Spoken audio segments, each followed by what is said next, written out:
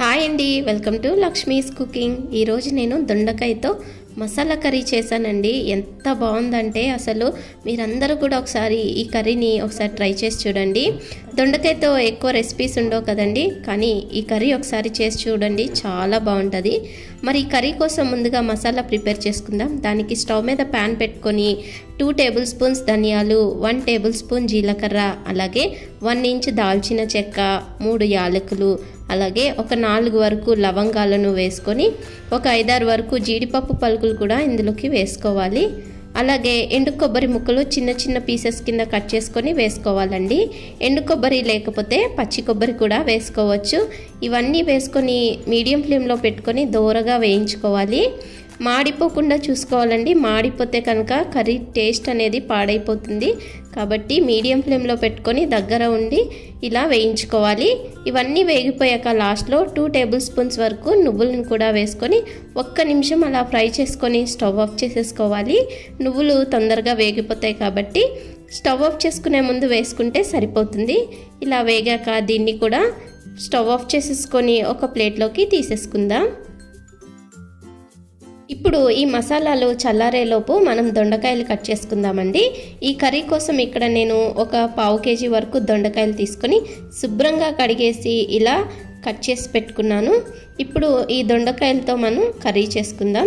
ఈ కర్రీ కోసం గుత్తి వంకాయ స్టైల్లో మనం దొండకాయని 4 సైడ్స్ ఇలా కట్ చేసుకోవాలి. అప్పుడే మసాలాలు లోపలికి పట్టి దొండకాయ అనేది టేస్టీగా ఉంటుంది.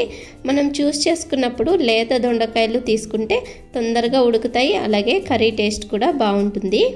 ఇదే విధంగా అన్నిటినీ కూడా కట్ చేసి పెట్టుకోవాలి. ఇప్పుడు కర్రీ కోసం స్టవ్ మీద ప్యాన్ పెట్టుకొని అందులోకి 2 టీ స్పూన్స్ ఆయిల్ వేసుకోవాలండి. ఈ ఆయిల్ వేడయ్యాక ఇందులో కట్ చేసి పెట్టుకున్న దొండకాయలు వేసేసి ఒకసారి మిక్స్ చేసుకొని మూత పెట్టేసి ఒక 5 నిమిషాలు దీన్ని ఇలా మగ్గనివ్వాలండి. ఇలా మగ్గితే కర్రీలోకి బాగుంటుంది. దొండకాయలు మగ్గేలోపు మనం మసాలాని గ్రైండ్ చేసుకుందాం.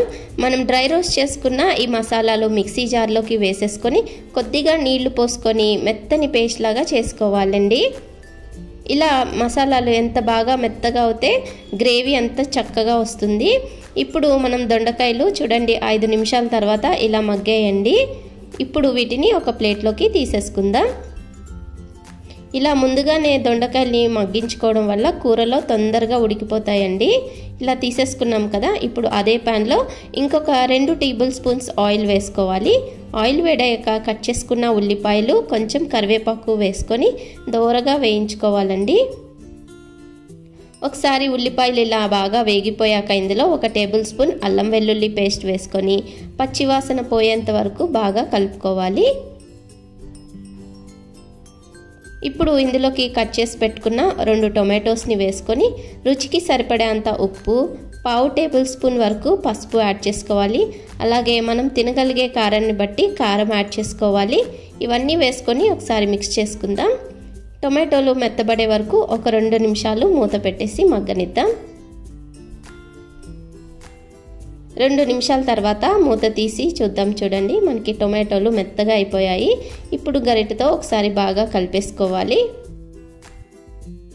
ఇప్పుడు ఇందులోకి ముందుగా మిక్సీ చేసి పెట్టుకున్న ఈ మసాలా పేస్ట్ని వేసేసుకోవాలి. అలాగే కొద్దిగా వాటర్ అనేది ఇందులోకి వేసుకుందాం. ఇప్పుడు మొత్తం అంతా కూడా కలిసేలాగా కలిపేసుకోవాలి. ఇలా కలిపేసుకొని మసాలాలు కాసేపు వేగనివ్వాలండి. ఒక 5 నిమిషాలు మూత పెట్టుకొని సిమ్లో వేయించుకుందాం. 5 నిమిషాల తర్వాత చూడండి మనకి ఆయిల్ అనేది ఇలా సెపరేట్ అయ్యి మసాలాలు బాగా వేగాయి కదా. ఇప్పుడు గరిటెతో ఒకసారి బాగా కలిపేసుకోవాలి. ఇలా కలుపుకున్నాక మన గ్రేవీకి సరిపడినంత వాటర్ యాడ్ చేసుకోవాలండి. ఇలా వాటర్ యాడ్ చేసుకున్నాక ఇందులో కొంచెం చింతపండు పులుపుని వేసుకోవాలి. ఎక్కువ కాదు, కొంచెం వేసుకుంటే సరిపోతుంది. ఇలా వేసేసుకొని ఫ్రై చేసి పెట్టుకున్న ఈ దొండకాయలు కూడా ఇందులోకి వేసేసుకోవాలి.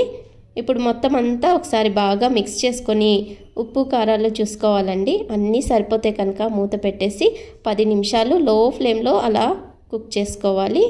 10 నిమిషాల తర్వాత చూడండి మనకి గ్రేవీ రెడీ అయిపోయింది. కూర కూడా ఉడికిపోయింది.